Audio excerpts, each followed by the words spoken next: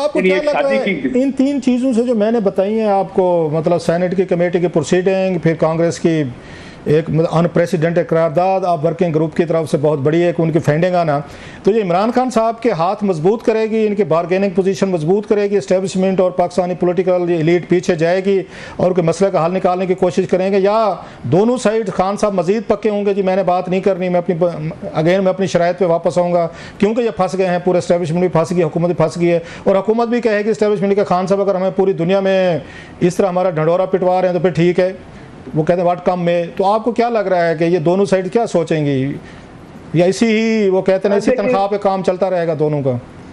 फिलहाल तो ऐसे ही चलेगा। मुझे कोई इतना को पाकिस्तान में जलजला इन रिपोर्ट की नतीजे में आता नजर नहीं आया कि कोई बहुत बड़ा जलजला आ गया हो। इस वक्त अगर आप देखें और मैं अगर सोचूं कि हुकूमत क्या सोच रही होगी, एस्टैब्लिशमेंट क्या सोच रही, वो कहेंगे हाँ ये होगा, कोई गल नहीं, कौन सी को बांटेंगे है ना, हमें सरकारी लेवल पर इस तरह का प्रेशर है। लेकिन जब अमेरिका की तरफ से सरकारी लेवल पर प्रेशर आएगा, हम शायद बांग्लादेश नहीं है, हम नहीं खड़े हो पाएंगे, बांग्लादेश फिर खड़ा हो गए जब उनको उनके इलेक्शंस के ऊपर तनकीद की अमेरिकन ने। हम तो इस तरह की तनकीद बर्दाश्त नहीं कर सकते। लेकिन मसला ये कि कांग्रेस पास ने जो बिल इकरारदाद पास की, उसके नतीजे में हमने भी अपनी इकरारदाद ले आए, तो इसका मतलब हम उनको टेक ऑन जरूर कर रहे हैं, हम बिल्कुल दब नहीं गए। लेकिन काशिफ आपने देखा, मैं आपकी सारी बात काट रहा हूँ, बड़ी अहम बात कह रहे हैं आप, कि इसी तरीके से 80s में हमने देखा कि उस वक्त के प्रेसिडेंट रेगन से पहले और बाद में बुश साहब है, तो उनको एक सर्टिफिकेट देना पड़ता था, डिक्लेरेशन देना पड़ता था कि पाकिस्तान ने एटम बम नहीं बनाया, लिहाजा इनको मिलिट्री इकॉनमी एड दी जा सकती है। वो लेटर देते थे, बाकायदा रिपोर्ट उनकी तरफ से जाता था कि नहीं है वो। और फिर हमने देखा प्रेसलर या अमेंडमेंट्स आ गई थी। तो अगर पाकिस्तान इसी रास्ते पे चलता रहा कि वही डैम एटीट्यूड जी हमें क्या होता है, बैंडिंग नहीं है, तो किसी दिन को सेनेटर खड़ा हो जाएगा प्रेसिडेंट की तरह, वो अपना बिल ले आया कि जनाब के फलां सेंक्शन लगाएं इन पे, ये चीज़ें पाकिस्तान हमसे नहीं मंगवा सकता या हम नहीं मंगवाएंगे। तो ये तो अगर 368 लोग खड़े हो गए, ये तो कोई करारदाद किसी वक्त पास कर सकते हैं। और जो अमेरिकन उस एडमिनिस्ट्रेशन में बैंडिंग होगी, जैसे प्रेसलर अमेंडमेंट हो गई थी, ये आप ठीक कह रहे हैं, प्रेसलर अमेंडमेंट भी यही थी।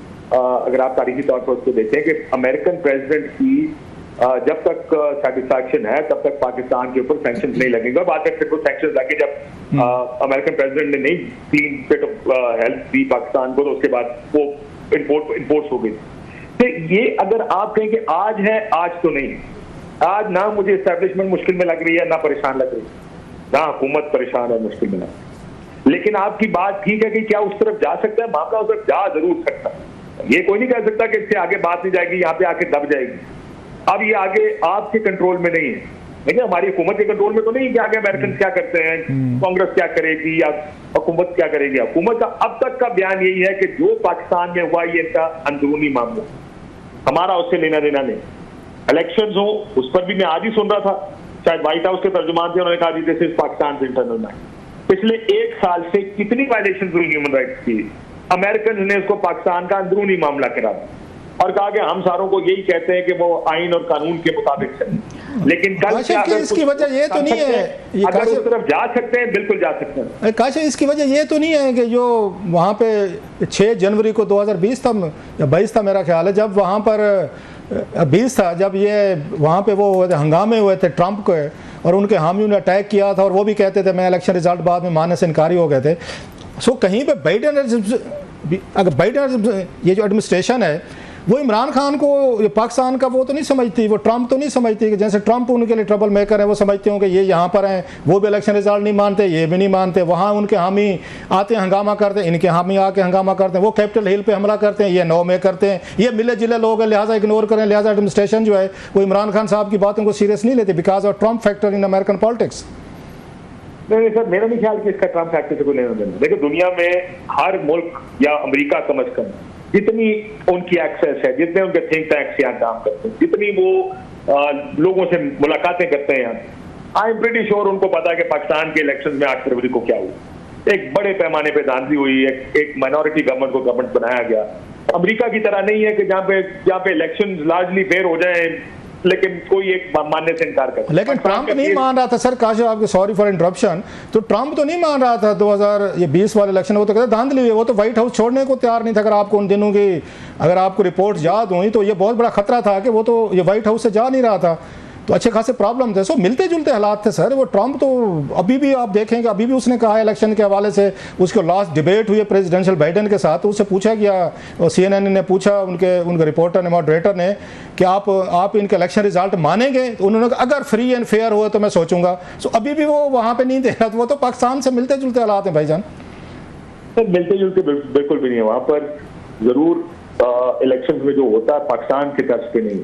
पाकिस्तान में इलेक्शन कराने वाला कहता है कि धांधली है, हाँ हमने की है। जो जीते हुए वो मानते हैं हाँ जी इलेक्शन पाकिस्तान में कब फेयर होते हैं। जो हारने वाला वो भी कहता है कि इलेक्शन पाकिस्तान में फेयर। आप दोनों साइडों से किसी सियासतदान से पूछना, वो आपको कहेगा कि जनाब इलेक्शन फेयर नहीं है। जो आज के इलेक्शन को 8 फरवरी के इलेक्शन को डिफेंड कर रहे हैं, वो कैसे डिफेंड कर रहे हैं कि 2018 के इलेक्शन में क्या हुआ। तो ये हमारे यहाँ पे तो एक एडमिटेड फैक्ट है ये कि हमारे इलेक्शंस में धांधली होती है, और ये भी एडमिटेड अच्छा सर, एक दो लोकल पॉलिटिक्स पे भी आपसे बड़ी वो डिटेल से बात होगी, लोकल पॉलिटिक्स पे भी आपको फायदा उठा लें। कभी कभी आप हमारे हाथ चढ़ते हैं, बड़ी मेहनत करना पड़ता है। एक आर्गुमेंट दे दूं रोज साहब सर, इसमें से एक चीज ऐड कर लें। देखिए हम बाइडेन एडमिनिस्ट्रेशन है वो बड़ी गुस्से में थी इमरान खान साहब के खिलाफ, जो उन्होंने आर्टिकल्स लिखे अफगान विड्रॉल के, ऐसा ही है। उन्होंने कहा break chain of slavery, breaking the shackles of slavery, और उन्होंने कहा अमेरिका नाकाम हो गया।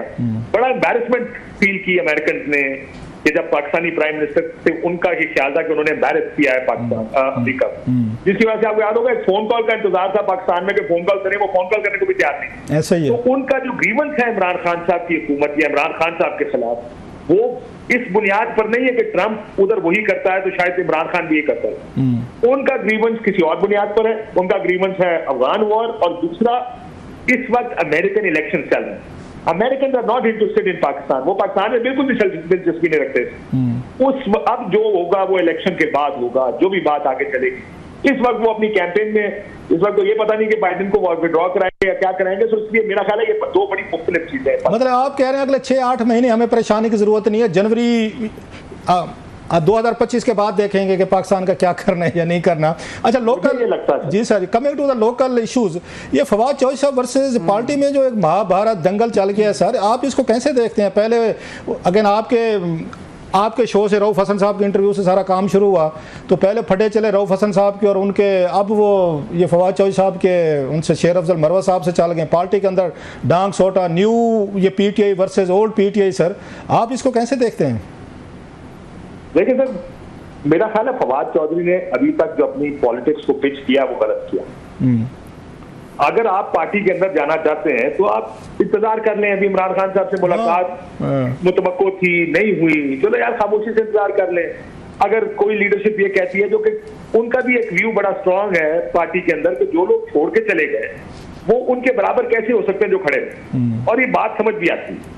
लेकिन फवाद साहब, हर वो आदमी, चाहे वो उनका दोस्त है या उनका मुखालिफ है, हर वो आदमी जो फवाद साहब के बारे में बयान देता है, फवाद साहब उसको रिएक्ट कर रहे हैं। मुझे लगता है कि फवाद का ये आर्गुमेंट, ये तरीका शायद ठीक नहीं है। सियासत में कभी कभार कुछ चीजों का इंतजार भी करना पड़ता है। लेकिन फवाद के केस में पूरी PTI इकट्ठी हो गई। मतलब शेर मरवत साहब का भी वही ओपिनियन है, जो रऊफ हसन साहब का है, जो शिबली फराज का है। अब ये सारे अलग-अलग ग्रुप से पार्टी, जो हामिद खान का है, फवाद पर उन्होंने सारे इकट्ठे हो गए कि जनाब बाहर के लोग नहीं आ सकते, क्योंकि जाहिर है वो तमाम लोग जो अब लाइमलाइट में आए, जो पहले लाइमलाइट में नहीं थे। ये आप हम इंसानों को, भाइयों को जानते हैं जो कि इस वक्त पार्टी की तो फवाद की इतनी जल्दी क्या है? आपने भी सही बात की, मैंने भी अपने 1-2 ये प्रोग्रामों में हमने ये बात की, फवाद को इतनी जल्दी क्या है की है भाई? अभी खान साहब जेल में हैं, वापस आएंगे, बहुत सारा काम होने वाला है, अभी 1-2 साल, थोड़ा स्पीड ब्रेक करो, बंदा रुक भी जाता है, स्पीड जरा ऐसा कर लेता है। तो चौधरी साहब इतनी जल्दी में क्यों है वापस आने के लिए? थोड़ा सब्र करते हैं, कोई TV शोज में गपशप करें, कोई थोड़ा सा बच्चों के साथ टाइम गुजारें। ये बात ठीक है। देखिए जी, अगर वो सिर्फ ये भी करें ना रऊफ साहब की पार्टी की जो इस वक्त एग्जिस्टिंग लीडरशिप है उसको टारगेट ना करें, तो फिर भी शायद फवाद साहब के लिए इतनी मुश्किल ना हो। फवाद का प्रॉब्लम यह है कि ही इज टारगेटिंग वो लोग जो रोज या हफ्ते में एक दफा जाके इमरान खान साहब से मिलते हैं, और वो बाहर। अब उन्होंने एक बयानिया बनाया, जो लोग बाहर हैं, जो लीडरशिप है पार्टी की, इनको तो एस्टैब्लिशमेंट ने लॉन्च किया है, और ये सिर्फ इसलिए ये काम कर रहे हैं ताकि जब हम कॉल दें लोगों को एहतजाज की तो बाहर कोई ना निकले। इस वजह से ये चंद लोग लॉन्च हुए। अब मसला ये फवाद को जल्दी क्या है? देखिए, हो सकता है उनकी अपनी एक पॉलिटिकल असेसमेंट हो, वो काफी ऐसा बाहर रहे, खामोश रहे। उन्होंने पहले ज़ाहिर है एक एस्टैब्लिशमेंट है जिसने जबरदस्ती उनको पार्टी से जिन्होंने ट्वीट करवाई, जिन्होंने इस्तेकाम पाकिस्तान भेजा, पिछले कुछ अरसे में उनका रोल को पॉलिटिकली को थोड़ा सा कम नजर आ